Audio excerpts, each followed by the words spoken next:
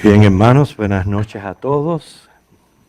Avanzamos un poquito más ahora en el estudio porque vamos a entrar en los otros capítulos de Apocalipsis. De hecho, anuncio que allá atrás hay una pancarta que tiene la mayoría de la información que vamos a dar, así que si usted no le da tiempo a escribir algo, después lo puede corroborar allí en la pancarta y tomar sus notas. ¿Okay? Ya presentamos, Señor, dentro del bosquejo de la carta, las cosas que has visto. Y dijimos que se refiere a esa visión del Hijo del Hombre, a Jesucristo, mostrando ser Dios, mostrando que tiene toda potestad y capacidad para llevar a cabo el resto del contenido de esta carta, sean bendiciones o sean maldiciones. Hoy lo que vamos a hacer es un resumen prácticamente generalizado de la segunda parte del bosquejo, cuando dice las que son, Apocalipsis 1:19, porque las que son se refiere a las cartas enviadas a las 7 iglesias, porque lo que queremos hacer es hoy dar una información general, como recuerden que les dije la semana pasada que estos capítulos son los más importantes en el estudio, porque es lo que nos concierne a nosotros como iglesia. Cuando terminemos el capítulo 22 de Apocalipsis, vamos a regresar y entonces estudiar cada carta en particular, pero porque ya nos sirva de aplicación a nuestras vidas. Pero hoy la información va a ser muy generalizada. ¿Okay? Inclusive, si abrimos Apocalipsis, capítulo 1,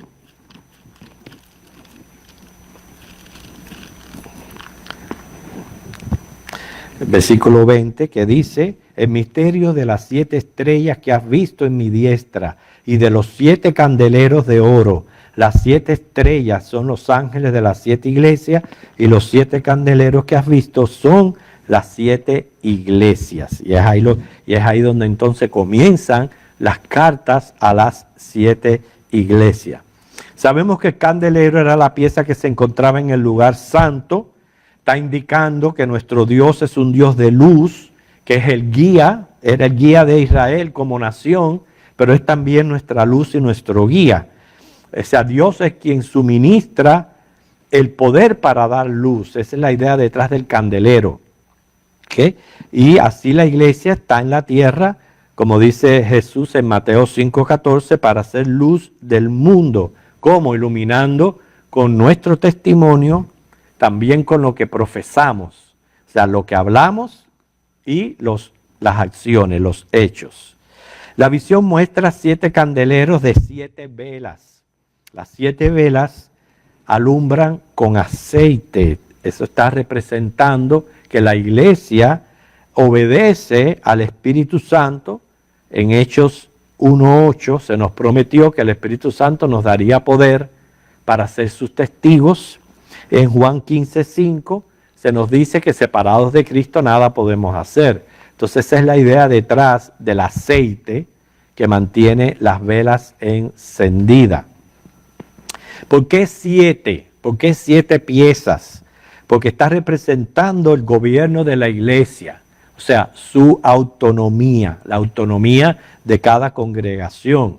En otras palabras, somos regidos por Dios, por su palabra, Cristo a la cabeza, y en ningún momento estamos regidos por una institución, un gobierno, sea un anciano o un colegio de ancianos, como practican otras denominaciones. Les respetamos su manera de actuar, pero nosotros, como dice Efesios 1:22 y 23, reconocemos la autoridad de la congregación en sí como tal. Por eso son 7 piezas diferentes, porque está marcando la autonomía de la iglesia. Estas iglesias existían en aquel entonces, estaban localizadas en forma de una herradura de caballo, y tengamos en cuenta que no eran las únicas congregaciones, por tanto, ellas encierran un mensaje muy especial, más bien se diría un triple propósito, y es lo que vamos a aprender de estas cartas. obviamente estos propósitos usted no los va a encontrar, no los va a leer en estos capítulos 2 y 3 de Apocalipsis, pero según el contenido de las cartas, un propósito era, número 1, declarar la condición de la iglesia a la que fue enviada en particular. Cada carta tenía una condición particular y esa condición fue tratada. Después vamos a aumentar un poquito más acerca de estos propósitos. El segundo propósito, y este es bien interesante, que es por eso que está dentro de un libro profético, porque no deja de ser profecía, las iglesias van a revelar un mensaje histórico profético. ¿Por qué? Porque van a manifestar una época de la iglesia, desde que fue fundada por Cristo hasta que sea arrebatada. Sabemos ya que han pasado casi 2000 años. Bueno, pues el transcurso de esos 2000 años, cada una de estas 7 iglesias ha manifestado una condición de la época en que se manifiesta aquí. Viene a ser el intervalo de tiempo entre la semana 69 y la 70 de la profecía de Daniel, Daniel 9:27. Sabemos que estamos en ese intervalo de tiempo indefinido porque nadie sabe el día y la hora que Jesús va a venir a buscar a la iglesia. Van a tener características y problemas de las cosas que ocurrirían en 7 épocas de la historia de la iglesia o de su dispensación. O sea, ya saben ya el primer propósito, declarar una condición de la iglesia en particular. Segundo propósito, a un nivel profético, va a señalar una época.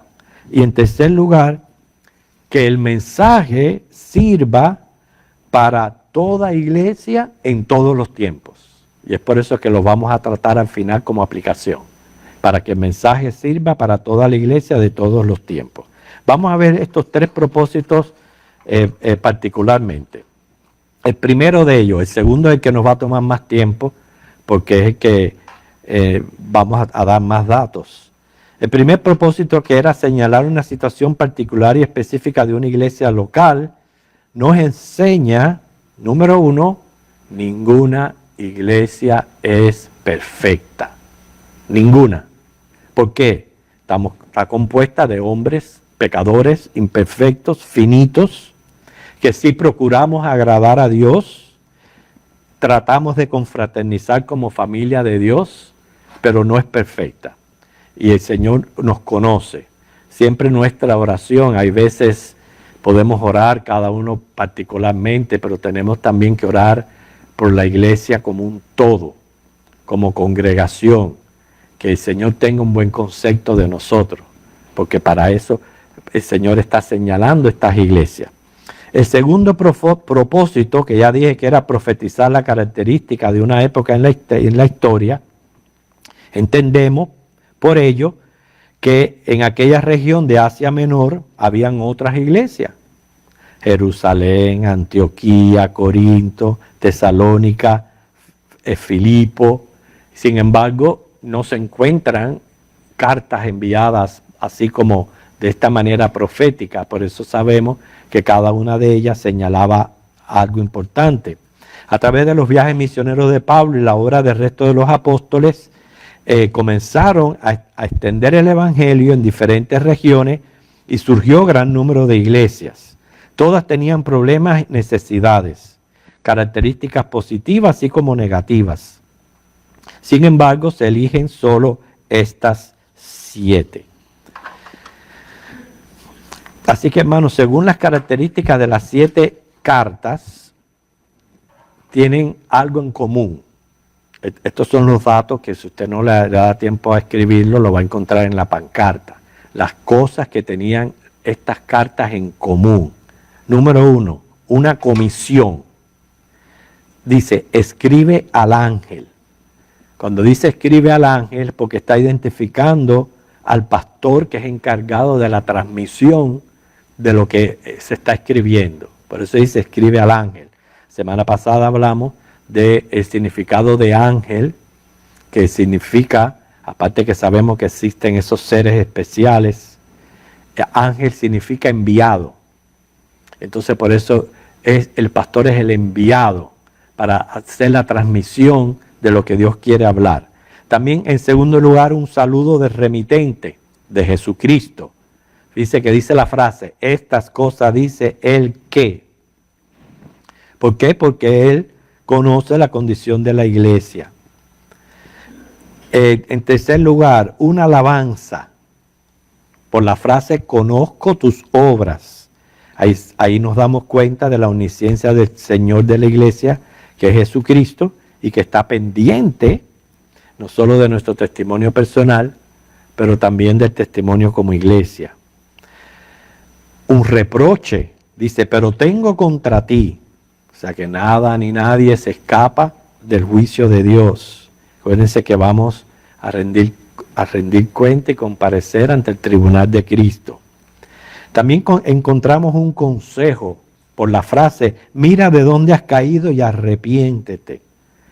Vemos también aquí la misericordia de Dios manifestada, siempre exhortando, siempre advirtiendo, antes de tener que ejercer disciplina como una iglesia. Un llamado, en sexto lugar, dice el que tiene oídos, y es el Espíritu Santo contristando, redarguyendo a un nivel personal. Y la séptima característica en común, una promesa. En todas aparece al que venciere. Y eso me dice a mí que mientras que la iglesia esté en la tierra, vamos a confrontar luchas a nivel personal, luchas a nivel congregacional. Así que estas son las 7 cosas en común. Igual que presenta las 7 cosas en común, presenta características diferentes también. No todas las congregaciones son iguales. Y eso me enseña a mí una gran lección, hermano, porque a veces pretendemos que la iglesia donde estamos sea igual que de la que yo vine anteriormente, o que sea igual de la que está a 2 cuadras de aquí. Y eso no puede ser en ningún momento. Cada iglesia es particular. ¿Okay? No tenemos por qué imitar lo que hacen otras iglesias. Y más en los días de hoy, que no hay muchas cosas buenas que imitar. Es por eso que estamos fraccionados en denominaciones. ¿Por qué? Por interpretaciones doctrinales, también por prácticas, por liturgias. Todo eso nos va fraccionando y es por eso que no todas las congregaciones son iguales. En el caso de estas 7, por ejemplo, Esmirna y Filadelfia no reciben reproches del Señor. La Odisea no recibe alabanzas. Las otras 3, Tiatira, Sardis y Filadelfia, así también la Odisea, el llamado y la promesa se invierten en las cartas, o sea, no aparecen en un orden continuo. O sea, que esas son diferencias que existen entre las cartas. En cuanto al análisis general, Éfeso y la Odisea se encontraban en grave peligro. Y eso lo vamos a ver cuando las estudiamos particularmente. Carencia de amor y también la tibieza. Encontramos una iglesia que quizás al principio, imagínense, de haber experimentado la resurrección de Cristo, tenían un coraje y un ánimo que estaban dispuestos a dar su vida por Cristo. La iglesia, así como congregación, tenían todo en común, había como un tipo de avivamiento. Y puede ser, que acuérdense que esa iglesia de Éfeso abarca los primeros 100 años, puede ser que ese amor fue menguando a medida que fue pasando el tiempo. La Odisea es bien conocida por la tibieza, el materialismo y la ceguera. En análisis general, Esmirna y Filadelfia estaban en buena condición, o en buena situación. Esmirna se da a conocer porque fueron fieles en persecución. Y aquí estamos hablando, hermanos, de una persecución fuerte, pero muy fuerte. Imagínense que a usted se lo lleven y le pongan la familia delante y le diga, niega a Cristo, profesa al César o te mato toda la familia. fuerte, muy fuerte. Entonces, en caso de Esmirna, eran fieles en persecución, y a Filadelfia se destaca más bien en la obra misionera, en el evangelismo. Pérgamo, Tiatira y Sardis se encontraban en un estado mediocre en relación ya a las doctrinas bíblicas. Por eso que hacemos tanto énfasis en una sana doctrina, hermanos, porque es honrar la palabra de Dios. Bien, como les había dicho, ahora vamos a ver el análisis profético. ¿Okay? En el análisis profético, la carta a Éfeso se le conoce como el periodo de la iglesia apostólica. Abarca desde que fue fundada en el 30 después de Cristo, cuando nace la iglesia, hasta el 100 después de Cristo, cuando muere el último de los apóstoles. Eso según Mateo 16, del 16 al 19, que Jesucristo funda la iglesia sobre la roca. O sea que ya saben que Éfeso va desde el 30 hasta el 100 después de Cristo. Esmirna se le conoce como la iglesia perseguida. Corresponde del 100 hasta el 313 después de Cristo. ¿Por qué el 313?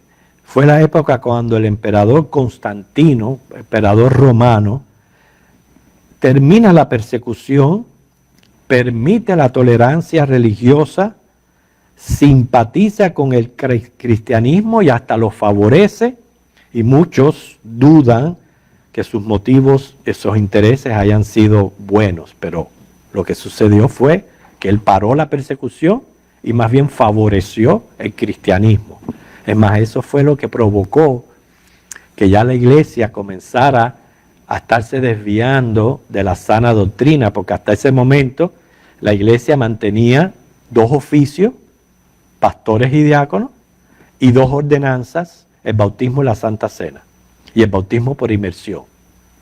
Pero comienza a desviarse la iglesia. ¿Por qué? Porque cuando Constantino hace que el cristianismo casi venga a ser la religión del imperio y empezó a condenar las religiones orientales, la gente empezaba a abrazar el cristianismo, pero por intereses, porque a los cristianos los puso exentos de taxes, los puso en los puestos de gobierno, los favoreció. ¿Pero qué pasa? Ninguna cabeza está vacía. Todas estas personas que llegaban a la iglesia traían sus mañas de sus religiones. Y por eso fue que empezó el sincretismo de la iglesia y se comienza a desviar del modelo bíblico. ¿Okay? Que es lo que nos lleva a la iglesia de Pérgamo, que este es el periodo de la iglesia imperial. Abarca desde el 313 hasta el 606. Ya dije que la manera como se fue desviando de la iglesia fue un proceso, no fue del día a la noche. Fue un proceso lento que tomó años, pero se fue desviando. Desde el 313 al 606 es la iglesia imperial. Cuando volvamos a tratar las iglesias y volvamos a repetir estos conceptos y leamos la carta, usted va a poder asociar lo que estamos hablando con lo que dice la carta.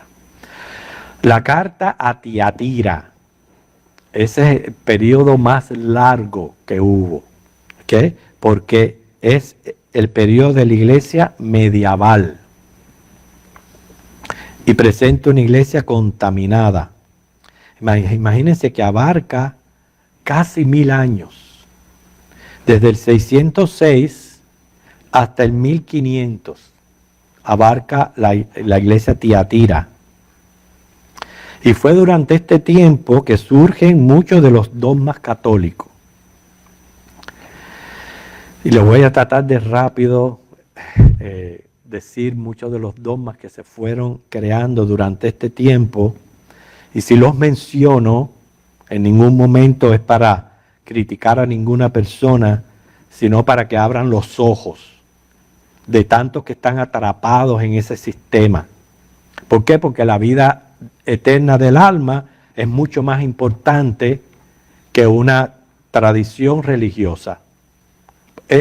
yo pienso que si uno es sabio, uno va a procurar la salud del alma. Y si les menciono todo esto es porque no solo les voy a decir lo que pasó, pero cómo lo contradice la palabra. Además, siempre lo he dicho, cuando algo es verdad, permanece verdad desde el inicio. Si usted le está añadiendo cosas y cosas y cosas, y más durante 1000 años, es porque ese sistema no es la verdad. Pero ya sabemos la razón por la cual se fue contaminando. ¿Ok? Los voy a leer rapidito porque tenemos más contenido. En el 607, Bonifacio III creó el papado. O sea, hasta ahí no había papa. En el 607. Es una historia bastante interesante de cómo surgió el papado. Pero bueno, no es el momento. 709, se saluda al papa besándole el pie. 786, se oficializa la adoración a imágenes y reliquias. Y ahí nosotros sabemos que Apocalipsis 21:8 condena la idolatría. 850 comienza a usarse el agua bendita como un medio de la gracia de Dios. Claro, inmediatamente que tornan el bautismo en un sacramento, lo cual nosotros sabemos que el bautismo no salva, enseguida el agua bendita se consideraba que era bendecida por un presbítero o un obispo para la celebración del sacramento del bautismo y para bendecir objetos, entre otras costumbres. Por eso usted lo ve ahí rogando agua por todos lados, porque ellos creen que con eso es bendiciendo a los objetos y bendiciendo a las cosas. ¿Okay? Inclusive dice que el agua queda bendecida una vez el ministro trace sobre ella la señal de la cruz con intención de bendecirla. Fíjense qué cosa tan grande. O sea que el agua es normal, natural, hasta que viene el obispo y le hace la señal de la cruz y de ahí en adelante ya queda un agua bendecida. Ok. 995, se le empieza a llamar santos a las personas que la iglesia decía que habían vivido en amistad con Dios. ¿Okay? Pero nosotros sabemos, según 1 de Pedro 2, del 9 al 10, que santos somos todos los creyentes. Todos. Porque la palabra santo significa que usted ha sido puesto aparte para el uso exclusivo de Dios. 998, se inventa el ayuno de las viernes y cuaresma. 1079, se inventa el celibato sacerdotal, lo cual es no bíblico porque 1 de Timoteo 3:2 dice que los obispos deben de ser maridos de una mujer. 1090, se inventa el rezo del rosario, y eso es contrario a Mateo 6:7 que dice que no oremos con vanas repeticiones.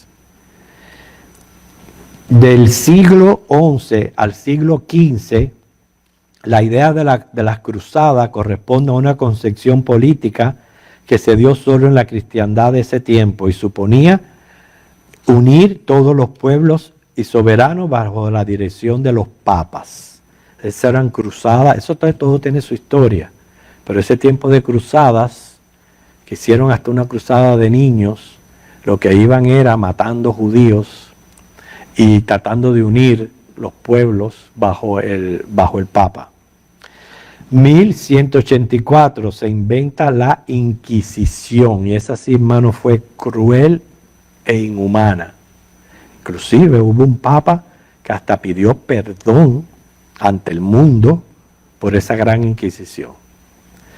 1215 se inventa el término de la transustanciación, que esa es la manera de concebir los elementos de la Santa Cena, los cuales en ningún momento no dejan de ser literales, sino son solamente simbólicos.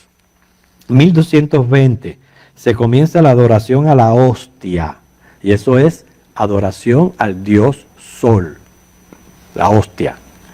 Se prohíbe en el 1229 leer la Biblia a los laicos. Eso es en contra de Juan 5:39 y 2 de Timoteo 3:16-17. 1439 se decreta oficialmente la doctrina del purgatorio. la cual no tiene base bíblica y es contra Hebreos 9:27 y Lucas 16, del 19 al 31. Ejemplo, hasta el 1439 entonces no había purgatorio. Ve que no hay razonamiento, no hay lógica en estas cosas. 1439 también se afirmó la doctrina y la necesidad de los 7 sacramentos para la salvación. Y la Biblia dice que somos salvos por gracia, por medio de la fe, Efesios 2, 8 y 9. 1508 se aprobó el Ave María, que son oraciones que recitan ellos para honrar a la Virgen María y expresan devoción de los fieles hacia la Madre de Jesús. La Biblia dice, hermanos, que solo oremos en el nombre de Cristo y que Él es el único mediador entre Dios y los hombres. Tengo que seguir avanzando porque si no... 1534 se funda la orden jesuita como el ejército personal del Papa. 1545 se le concede igual autoridad a la tradición como a la Biblia. Esta es cosa tan aberrante, que la tradición tiene la misma autoridad. En el 1854 se decreta el dogma de la Inmaculada Concepción de María. Nada, simplemente para decir que este dogma fue proclamado por el Papa Pío IX el 8 de diciembre de 1854 y es contra su propio canto, porque en el propio canto, Lucas 1, 46 al 49, María dice que ella reconocía su bajeza y su necesidad de un Salvador. 1864 se programa y se promulga solemnemente el silabario de los errores. Yo tengo todo aquí un escrito del silabario, pero resumiéndolo, es un libro que contiene los errores que cometieron los papas anteriores. Escuchen eso, errores que cometieron los papas anteriores. Porque en el 1870 se declara la infalibilidad papal. Hermano, cuando el único sin pecado es Jesucristo. Entonces, ¿cómo van a presentar un libro con los errores de los papas y poco después decir el papa es infalible? 1950, fíjense todo el tiempo que ocurrió para que Dios revelara esto, porque se declara la asunción de María a los cielos en cuerpo y alma. 1950. Y ahí fue proclamada reina de los santos, los confesores, los ángeles y de toda la corte celestial. Ella es la reina. Esto no tiene sentido porque, primeramente, porque ellos dicen que fue Tomás apóstol quien la encontró y quien experimentó toda aquella asunción. Es toda una historia, pero no se la puedo decir ahora. ¿Ok? Pero lo que yo digo es, ¿cómo es posible que en el libro de Hechos no se mencione nada de la asunción de María, de su resurrección y su ascensión? Y sí se menciona a Dorcas, que era una miembro de la iglesia, en Hechos 9, 36 al 41. Y el libro de Hechos fue escrito en el 61 después de Cristo, y según esta doctrina, María muere en el 54 después de Cristo. Ustedes están escuchando todas las cosas que son ilógicas. En el 1963 empieza el Concilio Vaticano II. En el 65 se proclama oficialmente a María como Madre de la Iglesia. Así que al fin y al cabo ven cómo este periodo de Tiatira ocurrieron tantas cosas que desvió a la Iglesia completamente de la sana doctrina. La carta Sardis es el periodo de la iglesia reformada. Corresponde del año 1500 hasta el 1800. Recuerden que Sardis fue declarada como una iglesia moribunda, muerta. Y es tremendo que en ese tiempo, que es cuando resurge la reforma, que la comenzó Lutero, el luteranismo, en ese tiempo surge el calvinismo y el arminianismo, que son dos posturas doctrinales que son aberrantes relacionadas a la salvación del alma. Surge en este tiempo cuando Jesús declara que esta iglesia estaba moribunda. Ahí también en el 1517 comienzan los luteranos, en el 1643 los presbiterianos, en el 1729 los metodistas, en el 1738 los pentecostales. Todo en ese periodo de la iglesia Sardis. Del 1500 al 1800. La carta a Filadelfia es del 1800, acuérdense que esta es la iglesia preparada, así se le conoce como iglesia preparada, abarca del 1800 hasta el rapto. Fue en este tiempo cuando estalla la obra misionera. Por eso es que esta iglesia no recibe reproches. Y por último, la carta a la Odisea viene a ser la iglesia de los últimos tiempos, lo cual es lo que se está viendo actualmente, una de las evidencias más grandes que ya el Señor viene pronto por su iglesia, porque es una iglesia tibia, ciega, materialista, que no le importan las doctrinas, que han vuelto los servicios como si fueran espectáculos en vez de cultos. Por eso siempre digo, hermanos, tenemos que cerciorarnos que cuando nosotros nos congregamos, estamos adorando a Dios con Cristo como centro. Que no sea la gente, que no se torne el culto en un espectáculo, porque ese es prototipo de la iglesia de la Odisea. Y no podemos dejarnos influenciar.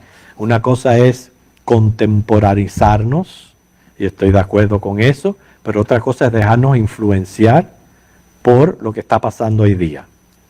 Los cultos en la iglesia siempre se definieron por cantos, oraciones, lectura bíblica y predicación. Esas son las partes que forman un culto a Dios. Siempre ha sucedido. Es más, nuestro mismo Señor Jesús, que en su tiempo donde iba era a una sinagoga, yo estoy seguro que muchos de nosotros la encontraríamos aburridísima por las cosas que se hacían en ella. Ahora, rápido, porque quiero acabar con esto. Como se presenta Jesucristo, lo vale señalar, porque Jesucristo se está presentando de acuerdo no solo a la condición de la iglesia, sino a la localidad, lo que estaba pasando en la localidad. ¿Okay? Éfeso se presenta como las 7 estrellas en su diestra. Fíjate, a los pastores en su diestra por la deficiencia en el amor. Esmirna se presenta como vencedor de la muerte. Fíjense, fiel en la persecución. Pérgamo, espada aguda de 2 filos. ¿Por qué? Porque toleraban las herejías. Las herejías que llevó a Tiatira a lo que es hoy. Tiatira, fíjate cómo se presenta el Señor, ojos como llama de fuego. ¿Por qué? Porque comenzó a permitir y practicar las enseñanzas satánicas. Sardis vivifica a los muertos, así se presenta. ¿Por qué? Porque estaba moribunda. Filadelfia, como el que abre la puerta, porque era una iglesia misionera. La Odisea se presenta como el amén, la gracia y la vida, no solamente por su tibieza, ceguera espiritual y secularismo, sino porque es la de los tiempos del fin. Y aquí encontramos, hermanos, la importancia de rendir cuenta. Es bueno, y eso ya después quizás lo veremos más tarde, que en todas las cartas dice al que venciere, en todas. Lo que me dice a mí, que en cada época de la iglesia, no importa lo que estaba ocurriendo, Dios siempre se mantuvo un remanente fiel a Él y fiel a su palabra. Así que, aunque esté pasando lo que esté pasando, yo quiero ser parte de ese remanente y espero que sea usted también. ¿Ok? Dios espera como un funcionamiento de una iglesia, ya este es mi último tema, que a Él le importa es adoración, evangelismo, enseñanza y doctrina. Eso es lo que me enseña a mí todas estas 7 iglesias. Que a Dios sí le importa la adoración, el evangelismo, la enseñanza y lo que es la doctrina de la iglesia. Así que ya saben, hermanos, que cuando terminemos Apocalipsis 22, vamos a regresar y vamos a ver cada carta en particular. Vamos a volver a recordar todos estos datos que hemos dado. Vamos a leer la carta y nos vamos a dar cuenta la relación que tiene lo que hemos dicho. Que el Señor les bendiga.